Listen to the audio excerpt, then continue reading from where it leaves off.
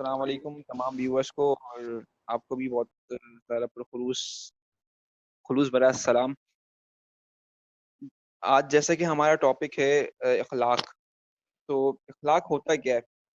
Basically آپ کہہ سکتے ہیں کہ ایک ایتھیکل باؤنڈری، یہ ایک طریقے سے ایتھکس ہوتی ہے۔ ایتھکس انگلش میں اس کو کہتے ہیں کہ یہ ضوابط ہیں، اصول ہیں جن کو ایک سماج نے خود پہ لاگو کیا ہے۔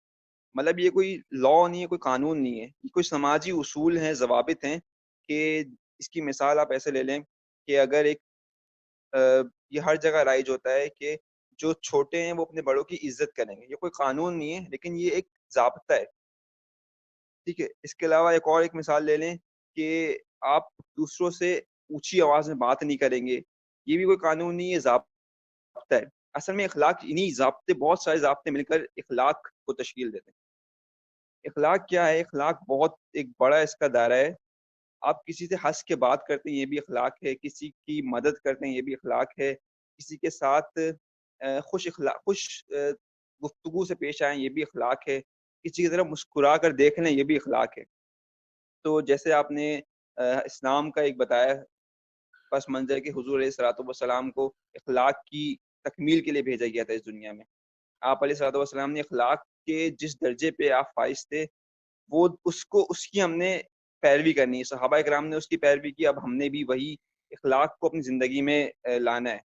جیسے، اور یہ صرف یہ نہیں ہے کہ کسی ایک خاص فیلڈ میں آپ کے یہ اخلاق کا کوئی منظر ہے۔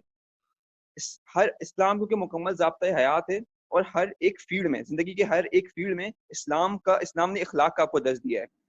جیسے اس پرانے دور میں اگر دیکھیں، صحابہ کرام حضور علیہ الصلوۃ والسلام کے دور میں، اس وقت جب تک نبی علیہ الصلوۃ والسلام نے اعلان نبوت نہیں کیا تھا، یہ اس وقت کی بات ہے جب بھی آپ کو صادق اور امین کے لقب سے یاد کیا جاتا تھا۔ کیوں کیا جاتا تھا؟ اس وقت تو کوئی نبی نے اعلان ہی نہیں کیا تھا اعلان نبوت کا، اور کافر تو آپ کو ایک عام انسان کے طور پر جانتے تھے۔ اس وقت بھی آپ لوگ اپنی امانتیں آپ کے پاس رکھواتے تھے۔ آپ کی صدق کا جو سچائی ہے اس کا پورے مکے میں شہرہ تھا، کیونکہ وہ آپ کے اخلاق ہی تھے کہ لوگ آپ سے اتنا متاثر تھے کہ پھر جب آپ نے دعوت دینا شروع کی تو لوگ صرف اخلاق کی وجہ سے آپ کی طرف آنا شروع ہوئے، دین کی طرف۔ تو حضور علیہ الصلوۃ والسلام کا اخلاق بہت اعلیٰ درجے کا تھا۔ ہر ایک ضابطے میں، چاہے وہ اپنی جو فیملیز ہے اس میں ان سے انٹریکشن کیسے کرنا ہے، یا پھر جو آپ کے دوست ہیں ان سے انٹریکشن کیسا ہونا چاہیے، جس پہ جو آپ کے ماتحت ہیں، امپلائیز ہیں، ان پہ انٹریکشن کیسا ہونا چاہیے، جو آپ کے باس ہیں، جو آپ کے لیڈرز ہیں، ان پہ آپ کا امپریشن کیسا ہونا چاہیے، ایک لیڈر کو، ایک رہنما کو کیسا ہونا چاہیے، اگر ایک طالب علم ہے اس کو کیسا ہونا چاہیے، ایک استاد کو کیسا ہونا چاہیے، ایک شوہر کو کیسا ہونا چاہیے، ایک بھائی کو کیسا ہونا چاہیے، ایک باپ کو کیسا ہونا چاہیے۔